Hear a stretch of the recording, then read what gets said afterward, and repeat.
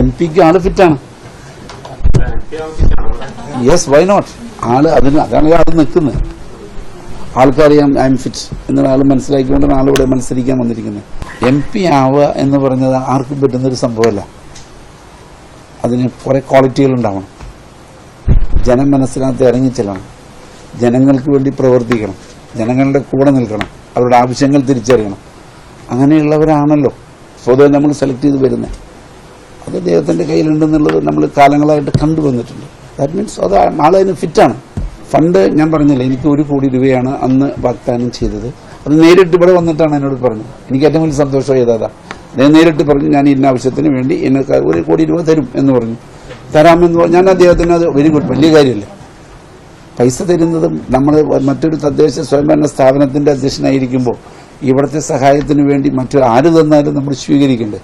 കാരണം എൻ്റെ നാട് നന്നാവണം, എൻ്റെ നാട് പുരോഗതിയിലേക്ക് പോകണമെന്ന് മാത്രം ചിന്തിക്കുന്ന ഒരാളല്ല. വാങ്ങിക്കും. സ്വതന്ത്രമായി ചിന്തിക്കാനുള്ള അവകാശം എനിക്കുണ്ടെന്ന്. ഞാൻ സ്വതന്ത്രനാണ്. അപ്പോൾ സ്വതന്ത്രമായി ചിന്തിക്കും, സ്വതന്ത്രമായി പ്രവർത്തിക്കും. അതൊക്കെ സ്വാതന്ത്ര്യത്തിലേ നടക്കുള്ളൂ. പിന്തുണച്ചു മേയർ എന്ന് ഞാൻ പറഞ്ഞിട്ടില്ല. ചോദിച്ചതിനുള്ള മറുപടി പറഞ്ഞിട്ടുണ്ട്. അതിനർത്ഥം സുരേഷ് ഗോപിയെ പിന്തുണച്ചു എന്നല്ല. അദ്ദേഹം ഈ പറഞ്ഞ പോലെ തന്നെ കോർപ്പറേഷന് 1 കോടി രൂപ അദ്ദേഹം രാജ്യസഭ MP ആയപ്പോൾ തന്നു എന്നുള്ളത് സത്യമാണ്. അത് സത്യമാണെന്ന് പറഞ്ഞു. അതൊരു തെറ്റല്ല. തന്നിട്ടുണ്ട്, ആ പണി പൂർത്തീകരിച്ചിട്ടുണ്ട്. പിന്നെന്താണുള്ളത്? അപ്പൊ അങ്ങനെ പ്രത്യേകിച്ച് ആളുടെ ഞാൻ അങ്ങനെയൊന്നുമില്ല. അല്ല, മാനസിക പിന്തുണ. ഞാൻ സ്വതന്ത്രനാണല്ലോ, സാധാരണ മനുഷ്യനാണ്. അപ്പോൾ ആ സാധാരണ മനുഷ്യനെ എൻ്റെ പ്രത്യേകിച്ചത്തിലുള്ള നാട് നന്നാക്കുന്നു, നാടിൻ്റെ പുരോഗതിക്ക് വേണ്ടി ആര് സാമ്പത്തിക സഹായം തന്നാലും അത് വാങ്ങിക്കാനുള്ള ആ ഉത്തരവാദിത്തം എനിക്കുണ്ട്. ഞാനത് ആര് തന്നാലും വാങ്ങിക്കും. എൻ്റെ നാട് നന്നാവണം, അതാണ് എൻ്റെ ഉദ്ദേശം. എൻ്റെ നാട് മറ്റു നാടിനോടൊപ്പം തന്നെ അല്ലെങ്കിൽ അതിന് മുകളിൽ വരുന്നതിന് വേണ്ട ആര് സാമ്പത്തിക സഹായം തന്നാലും അത് സ്വീകരിക്കുകയും അത് അവരാവശ്യപ്പെടുന്ന രീതിയിൽ അതിനെ യൂട്ടിലൈസ് ചെയ്യാൻ ഞാൻ തയ്യാറാണ്. അത് രാഷ്ട്രീയമായി സുരേഷ് ഗോപിക്ക് പിന്തുണയ്ക്കുന്നുണ്ടോ? രാഷ്ട്രീയം എന്ന് പറയുന്നത് അദ്ദേഹം നല്ലൊരു മനുഷ്യനാണ്. നിങ്ങളാണ് അദ്ദേഹത്തിന് അദ്ദേഹം നല്ലൊരു സിനിമാ നടനായിരുന്നു.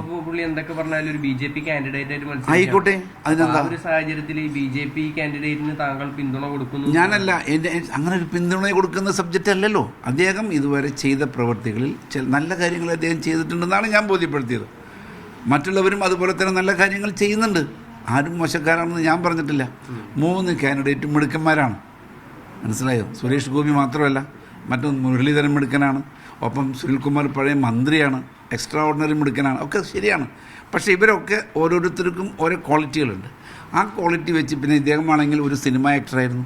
ഈ നിലവിലുള്ള 3 സ്ഥാനാർത്ഥികൾ MP ആകാൻ ഏറ്റവും ഫിറ്റ് സുരേഷ്? 3 പേരും ഫിറ്റാണ്. 3 പേരും അതിന് ഫിറ്റായിട്ടുള്ള ആൾക്കാരാണ്. പിന്നെ ഇപ്പോൾ ഈ പറഞ്ഞ പോലെ തന്നെ ഞാൻ പണ്ട് പട്ടാളക്കാരനായിരുന്നു. എനിക്കിത് കൈ കിട്ടിയപ്പോൾ ഇതെങ്ങനെ കൊണ്ടു നടക്കണമെന്ന് ഞാൻ പഠിച്ചു. അപ്പം ആരും ഇത് പഠിച്ചിട്ട് വരുന്നവരല്ല. അവരുടെ പ്രവൃത്തി വെച്ച് ജനങ്ങളെ സേവിക്കുന്നതിനുള്ള പൊതുപ്രവർത്തനാകാൻ ആർക്കും സാധിക്കും. നല്ല കാര്യങ്ങൾ ചെയ്യുക. താങ്കൾ പറഞ്ഞത് അപ്പം രാഷ്ട്രീയമായ ഒരു പിന്തുണ സുരേഷ് ഗോപിക്കില്ല. രാഷ്ട്രീയമായ പിന്തുണ എന്ന് പറയുന്നതിൽ അർത്ഥമില്ല. രാഷ്ട്രീയ പിന്തുണയല്ല. ആ ചോദ്യത്തിന് പ്രസക്തിയില്ല. സ്വതന്ത്രമായി ചിന്തിക്കുകയും സ്വതന്ത്രമായി പ്രവർത്തിക്കുകയും അങ്ങനെ ഒരു ചിന്ത എനിക്കില്ല. ഇടത് മുന്നണിയുടെ മേയറായിട്ടല്ല ഞാൻ നിൽക്കുന്നത്. ഇടത് മുന്നണിക്ക് ഞാൻ സപ്പോർട്ട് ചെയ്യണം. അപ്പം ഇടത് മുന്നണിയുടെ മേയർ എന്ന് പറയുന്നതിനോട് ഞാൻ യോജിക്കുന്നു. ബട്ട് എൻ്റെ സ്വന്തമായിട്ടുള്ള അവകാശം അതെന്റെ മനസാക്ഷിയോട് ചോദിച്ചിട്ടല്ലേ ചെയ്യാം. ഞാൻ സുനിൽകുമാറിനെ വിജയിപ്പിക്കാൻ വേണ്ടി ഒരു സ്ഥലത്ത് പോവുകയല്ല ചെയ്തത്. നമ്മൾ ഇത്രയേ ഉള്ളൂ, നല്ല കാൻഡിഡേറ്റ് ആണെന്ന്. ജയിക്കാൻ സാധ്യതയുള്ള ആൾക്കാരാണ് ഇവർ 3 പേരും. ഒരാൾക്കല്ലേ ജയിക്കാൻ പറ്റുള്ളൂ. അങ്ങനെയല്ല, ഏറ്റവും നല്ല പ്രവൃത്തികൾ നടത്തുന്നവൻ ആരാണോ ഇതുവരെ ജനങ്ങൾ അവരെ തിരിച്ചറിഞ്ഞുകൊണ്ട് അവർക്ക് വോട്ട് ചെയ്യണം എന്നാണ് എന്റെ കാഴ്ചപ്പാട്. സുനിൽകുമാർ ഉണ്ടല്ലോ. സുനിൽകുമാർ ഞാൻ പറഞ്ഞില്ലേ, ഇവിടെ അറിയപ്പെടുന്ന 3 കാൻഡിഡേറ്റ് നിൽക്കുന്നുണ്ട്. ഈ 3 കാൻഡിഡേറ്റിൽ ആരാണ് ഏറ്റവും നല്ലവൻ എന്ന് തീരുമാനിക്കുന്നത് ജനങ്ങളാണ്. അപ്പം ഞാൻ തന്നെ മാത്രം വിചാരിച്ചാൽ പോരാ, ജനങ്ങൾക്ക് തിരിച്ചറിവുണ്ട്.